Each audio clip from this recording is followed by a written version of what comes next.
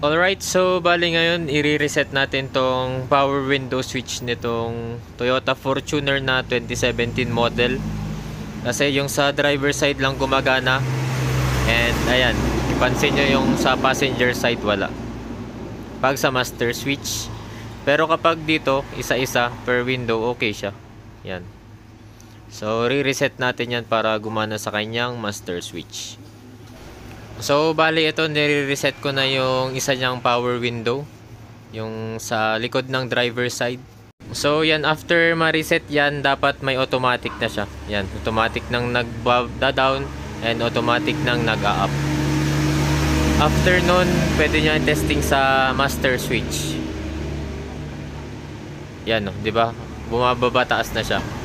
Yan. So, next, yung sa kabila naman na side. Yan. Tignan nyo, pipindutin ko pa baba kaso ayaw bumaba. Pindutin ko pa taas, wala rin. Yan. So, i-reset din natin yan. Yan o, wala o. Up and down, wala.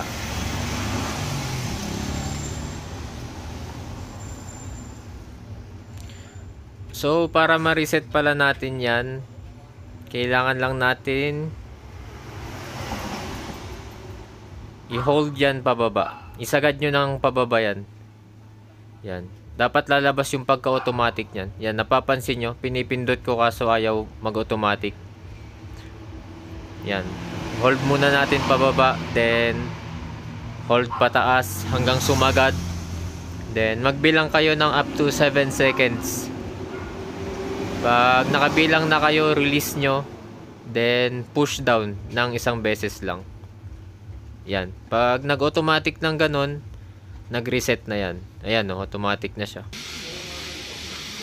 Yes, kontrolin natin sa main switch. Yun, no. Oh, di ba?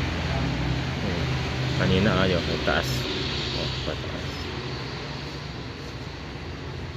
Pababa. Di ba? Pwede na.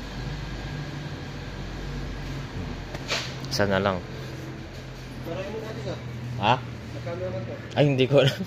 Inaayos ko lang yung power window.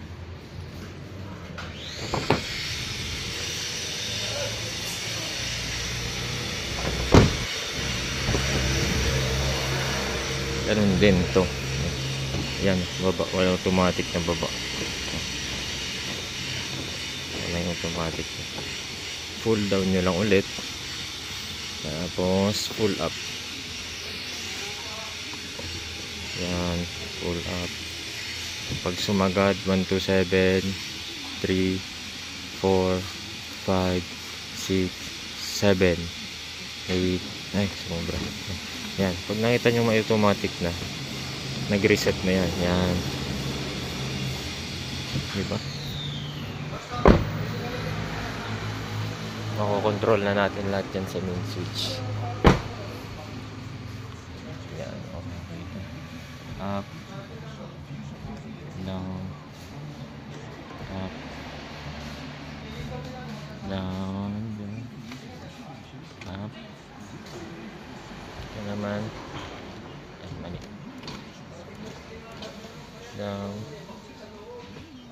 up. Okay na. So, kung ayaw naman gumana pati sa mga window isa-isa, ang gawin nyo, i-check nyo muna yung inyong fuse. Kung wala pa rin, mas okay nang dalhin nyo sa electrician ninyo. Kasi marami nang pwedeng factor na tignan dun. Pwedeng wirings, pwedeng yung switch na. So, yun. So, maraming salamat ulit sa panonood. And huwag kalimutang mag-like, share, and subscribe.